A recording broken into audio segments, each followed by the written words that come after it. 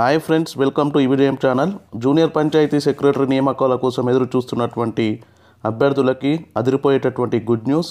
ఈరోజు ఈనాడు దినపత్రికలో వచ్చినటువంటి కథనం ప్రకారము స్క్రీనింగ్ కమిటీ సరే అంటే నియామకాలు చేసుకోవచ్చునని ఇవ్వడం జరిగింది ఒక ఆర్టికల్. పంచాయతీ కార్యదర్శుల అంశంపై కేంద్ర ఎన్నికల సంఘం గ్రీన్ సిగ్నల్ ఇచ్చేటటువంటి అవకాశాలే కనిపిస్తున్నాయి.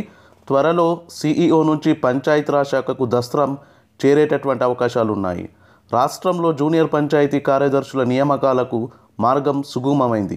ప్రభుత్వం స్క్రీనింగ్ కమిటీని ఏర్పాటు చేయడం జరిగింది ఈ పంచాయతీ కార్యదర్శుల నియామకం కోసము.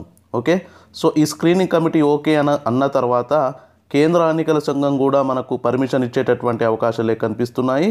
సో ఏముంది ఇక్కడ అంటే ప్రభుత్వం స్క్రీనింగ్ కమిటీ పరిశీలన తర్వాత కార్యదర్శుల ఎంపికలు నియామకాలను చేపట్టుకోవచ్చని కేంద్ర ఎన్నికల సంఘం స్పష్టం చేసింది. అతి త్వరలోనే దీనికి సంబంధించినటువంటి దస్త్రం రాష్ట్ర ఎన్నికల ముఖ్యాధికారి నుంచి పంచాయతీరాజ్ శాఖకు వెళ్ళనుంది.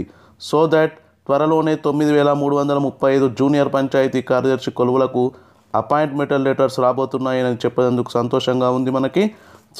సో మనకు ఈ స్క్రీనింగ్ కమిటీ పరిశీలించిన తర్వాత ప్రభుత్వం నియామకాల ప్రక్రియను చేపట్టుకోవచ్చని తాజాగా కేంద్ర ఎన్నికల సంఘం స్పష్టం చేసినట్లు సిఈఓ కార్యాలయం నుంచి ఆ యొక్క వర్గాలు వెల్లడించడం జరిగింది. సంబంధిత దస్త్రం అనేది సిఈఓ నుంచి పంచాయతీరాజ్ శాఖకు చేరవలసి ఉంది. అతి త్వరలోనే పంచాయతీరాజ్ శాఖకు చేరిన తర్వాత అపాయింట్మెంట్ లెటర్స్ ఇచ్చేటటువంటి అవకాశాలే కనిపిస్తున్నాయి. సో ఇది ఈరోజటి అప్డేట్.